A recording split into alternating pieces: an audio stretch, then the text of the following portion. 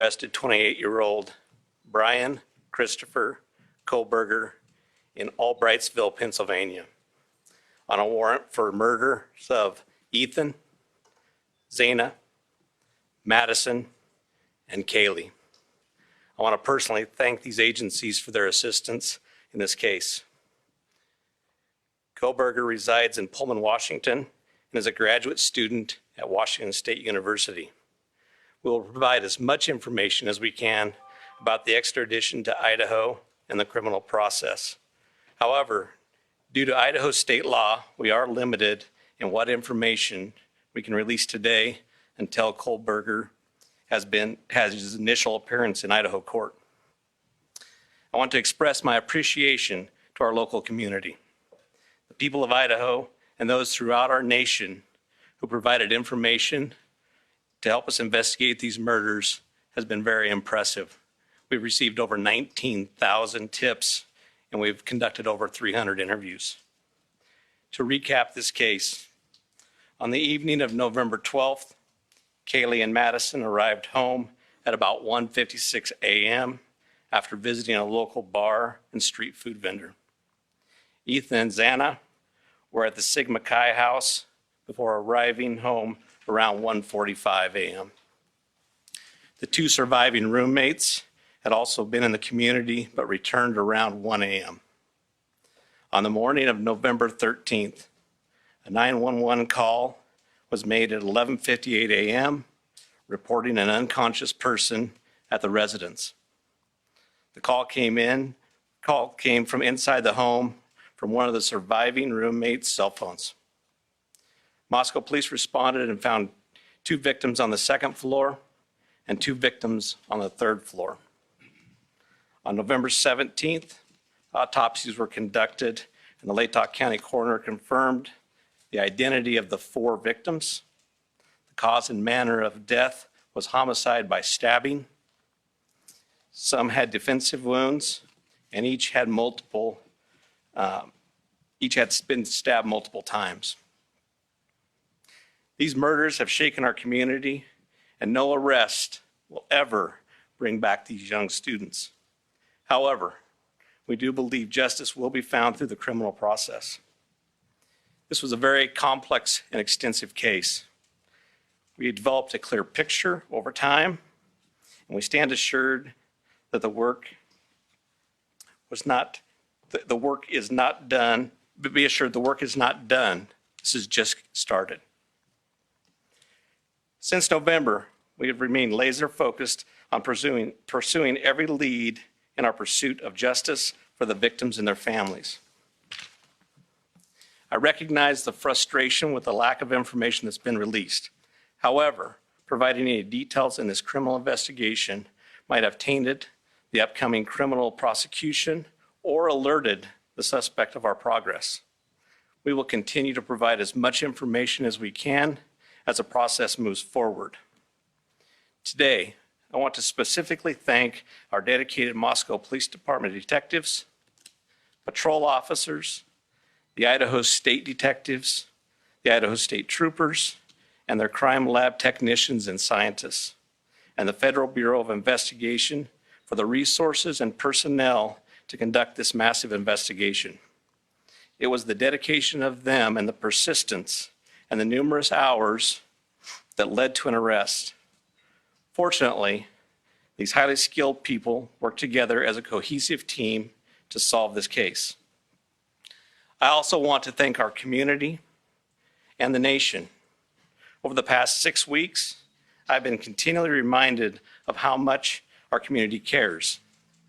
Locally, public support has been exceptional with kind words, food for investigators, and letters of support. You will never know how much your words of encouragement help us through these trying times. I appreciate each of you and each of your kindness. Agencies and individuals from across the nation have reached out to us to express their support to this department. I'm reminded how our Moscow community, our families, and the nation has been impacted by this daily. Finally, I do want to thank our media partners for the help. You kept this in the news.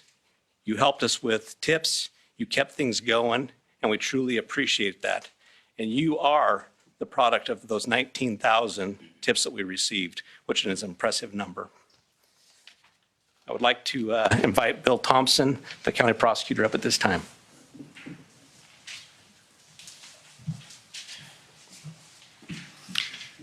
Good afternoon, folks. My name is Bill Thompson. I'm the Latah County prosecutor. And it's sad to be here, but happy to be here at the same time. As Chief Fry indicated, a criminal complaint was filed yesterday here in Latah County, charging the defendant, Mr. Kohlberger, with 4 counts of first-degree murder, in addition to felony burglary, which involves entering the residence with the intent to commit the crime of murder.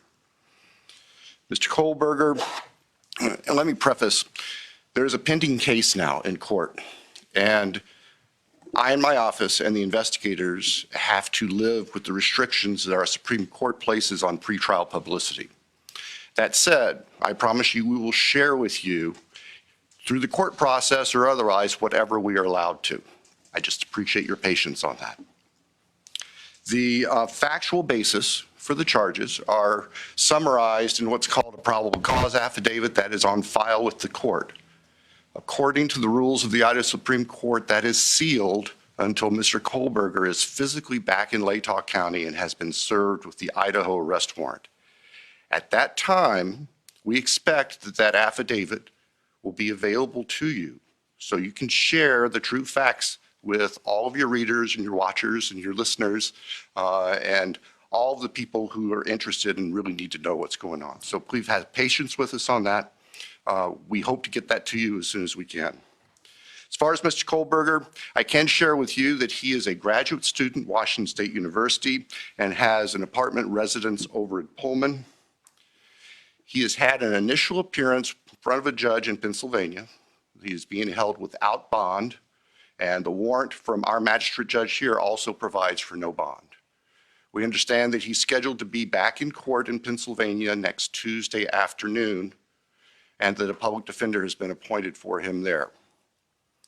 The process at this point is, since he was arrested in another state, he has the opportunity to either waive extradition and return voluntarily to the state of Idaho, or if he prefers not to waive extradition, then we will initiate extradition proceedings through our governor's office. If we do that, it can take a while for him to get here. So again, I'm asking for your patience and understand that's just the way the system works. Once he gets here, he'll have an initial appearance with our magistrate. They'll deal with issues such as making sure competent counsel is representing him, and the case will be scheduled for further hearings. Your primary source of factual information is going to be the court record, because that's what the Supreme Court says we need to refer you to. So please pay attention to what's going on in court and have people there to watch and hear what's being said.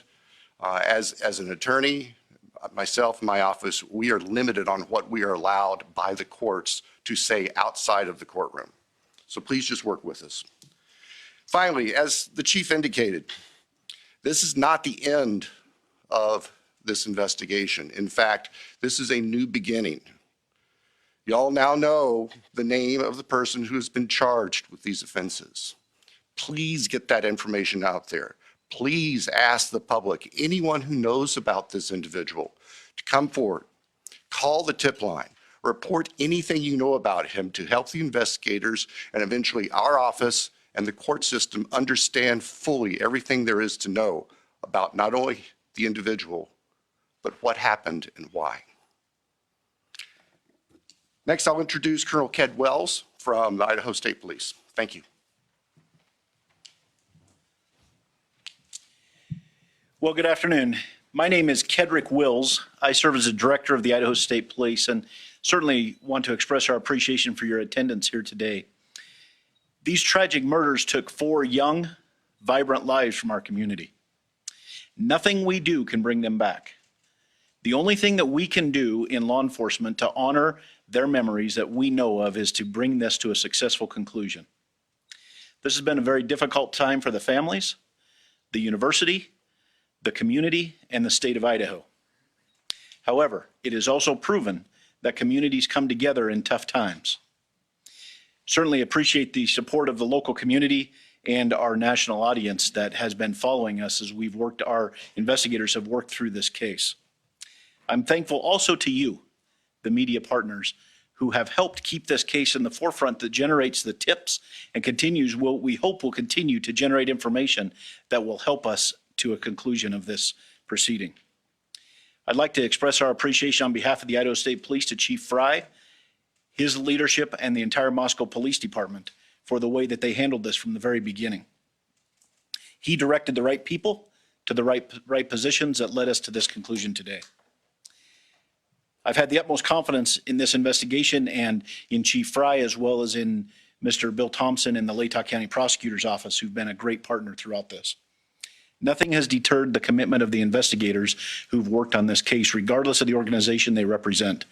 It's been very trying and very difficult, as you know, that it has been on those investigators as they do the tedious work that they're so good at doing. The partnerships is what's led here as well. The partnerships between Moscow Police Department, I'd like to express our appreciation with the Federal Bureau of Investigation, specifically the Special Agent in charge out of the Salt Lake City Division, Dennis Rice, and also the work that happened in the last 24 hours in Pennsylvania with the arrest with the Pennsylvania State Police and Colonel Evanchik with the Pennsylvania State Police. We appreciate what they've done across the nation to help us as well. As Bill shared, this investigation is far from over. In fact, I appreciate what he shared, that this is not an ending, but rather a new beginning. The difference now is, as he shared, that we are dictated what information we can share by the court process and by laws in our state of Idaho. And so we will share, as he shared, Mr. Thompson is absolutely committed to share everything he can share through the court process. We've got to make sure that we don't get in front of that process. And we really deeply appreciate everybody's support here. The relationships that were forged here and the partnerships that were forged have led to this. And based on that is why we're here today. And we continue to believe that the best way we can honor these 4 lives that have been taken is to make sure that we have a successful outcome here. One of the partnerships that's been forged throughout this is a partnership with the University of Idaho. And on that, I'd like to introduce the president of the University of Idaho, Mr. Scott Green.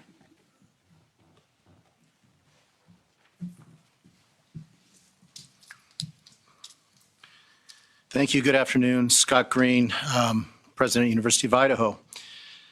Today's news and arrest is a welcome one. It's relief to our university, our community, and our extended Vandal family. The outpouring of support over the past 6 weeks helped sustain us during the most trying time. It provided the strength that helped us navigate the international scrutiny visited on our students and employees. We are truly thankful for the compassion and acts of kindness shown to our community. Kindness is contagious, and it provided the light that reclaimed ground lost to evil and darkness. We first want to acknowledge and thank Governor Little for the early promise of financial support that enabled the university to secure our campus and focus on helping our students and our employees in the wake of the crimes. We also appreciate the Idaho State Police and the highly visible security presence that brought comfort and calm to a community shocked and confused by the senseless crimes. We never lost faith that this case would be solved and are grateful for the hard work of the Moscow Police Department and their law enforcement partners. Vast and committed FBI resources brought important expertise to this complex case.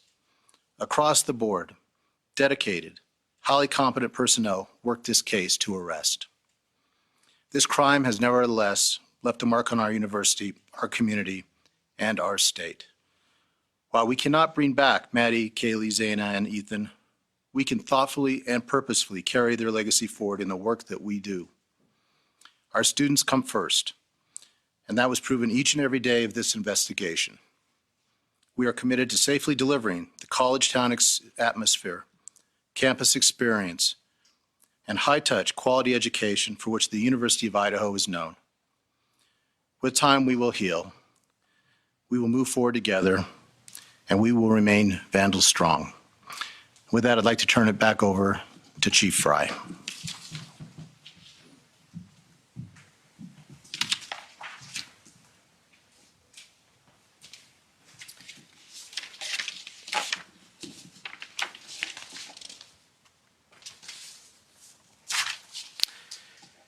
So now we will open the floor to questions. However, I want to remind everyone, as Prosecutor Bill Thompson explained, any factual information regarding the arrest of Kohlberger is currently sealed per Idaho law and will not be released until he has appeared in an Idaho court.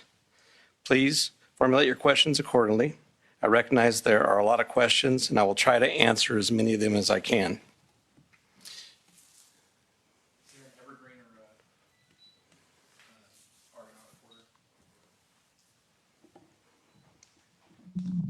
Lauren Patterson, Northwest Public Broadcasting, Spokane Public Radio. I realize the records are sealed. I guess I'm not too familiar with how it works, but can you tell us what tip, what lead, what piece of evidence really led you all the way from Idaho to the suspect in Pennsylvania? As I've said in the past, that's part of our investigation, and we won't be releasing that at this time. We will have those answers. We'll have them as soon as we can make those available to you. Then a quick follow-up and a two-parter. Is our community safe, or is law enforcement still on the search for other suspects who might be involved in this attack? What I can tell you is we have an individual in custody who committed these horrible crimes, and I do believe our community is safe, but we still need to be vigilant, right? We still have talked about this in the past. We always need to be aware of our surroundings and make sure that we're aware of what's going on.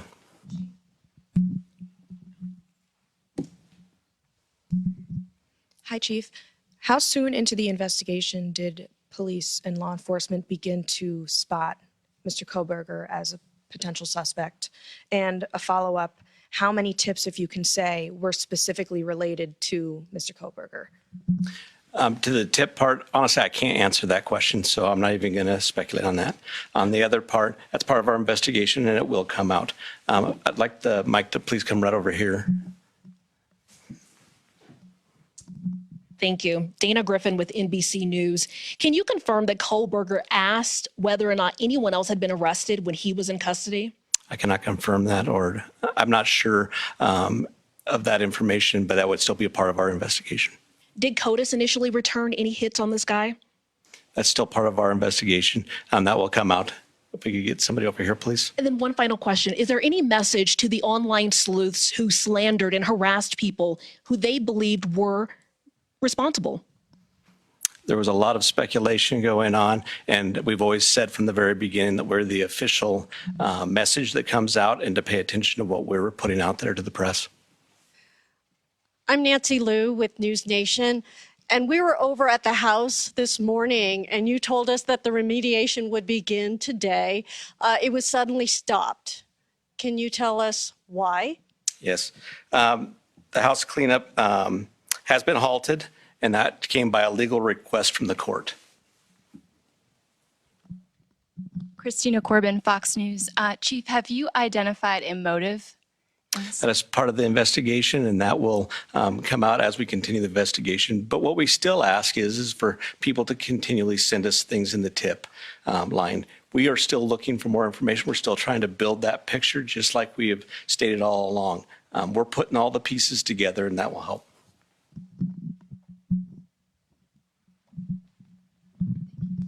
Chief, Veronica Miracle with CNN. Any indication that the suspect knew the victims? That's part of the investigation as well. It won't be something that will come out at this point in time, but as we continue the investigation and as this case goes to trial, that will be brought forth. Have you spoken to the families? Can you tell us what they've told you today? Are you talking the victims' families? Yeah, we have reached out to the victims' family as we always do. We've done that daily, and we've continued to have contact with them. Hey, Nate Sanford, you mentioned earlier that you're still seeking tips about Brian and that people should still share whatever information they have. Can you speak at all about what specifically people should be reaching out for, like if they know something? I would say anything and everything. As we've said all along, we know what tips we're looking for. We will take those tips and we will have professionals look at those and decide which pieces of those we need to use for our case. So we ask that everybody would do that. Angela Palermo, Idaho Statesman. Your department and other investigators on the case took a lot of flack for keeping information close to your chest. Are you glad that you did that, and were you worried about tipping the suspect off? I will 100% stand behind the way that we handled this investigation. And this all started from day one with our patrol officers arriving on scene, locking down the scene, us calling in the Idaho State Police, us calling in the FBI, and keeping information that was pertinent to this case very, very tight. We want to have a situation where when this goes to trial, there is no doubt that we've done everything right and we've slowed down and we've continued to slow down. We'll continue to do that. Hey, Chief. Have you guys found the murder weapon or the Hyundai Elantra? So we are still looking for all pieces of evidence, but we are still looking for the weapon. And I will say that we have found an Elantra. Stephanie Becker with CNN. Can you tell what it was like when you got the phone call when the police told you that they had your suspect? I can tell you, for a lot of law enforcement, it was a fairly sleepless couple of days with as we were leading up to everything that we were doing. But what I can tell you is I have faith in those agencies across the nation. I have faith in our officers. I have faith in the FBI, and they did a great job. But sure, there was some times, even throughout the day, that we were always concerned. Hi, Chief. Donya Back at CBS News. Can you talk a little bit more about the suspect's connection to Pennsylvania? All I know is that he lives in Pennsylvania. Chief Guy Tannenbaum from Nonstop Local KHQ in Spokane. More about the Elantra. We saw reports that you mentioned that you recovered an Elantra, but can you specify where that was found? And we know that that was one of the biggest pieces of information you were asking from the public to tip. Were you able to provide an information on whether those tips led to this seizure of an Elantra? That's still part of the investigation that will come out in the future.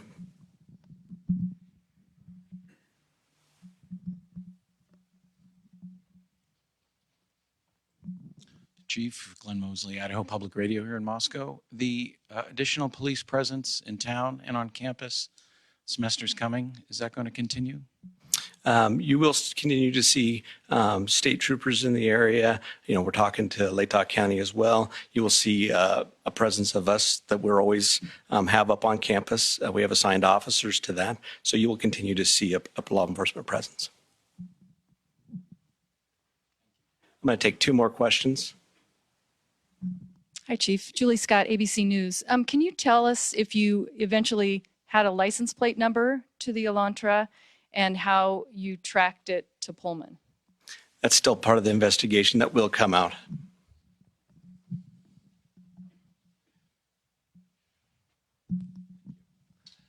Chief, hi, Matt Lovelace with the Murrow College of Communication. I want to ask about Mr. Koberger as a graduate student at WSU. Are you aware of if he returned to campus after November 13th? And have you had any communication with departments on the WSU campus about his attendance?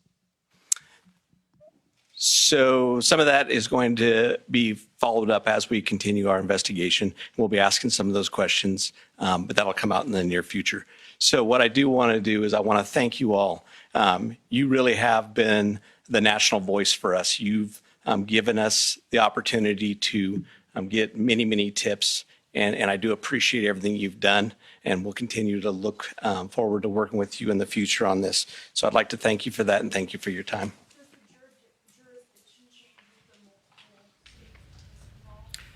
All right, we just had an update there from investigators in Idaho. We just heard from the Moscow, Idaho Police Chief, James Fry. They're giving us an update about today's breaking news, the arrest of the suspect here in this murder. We've learned that suspect, Brian Koberger, 28 years old, was arrested early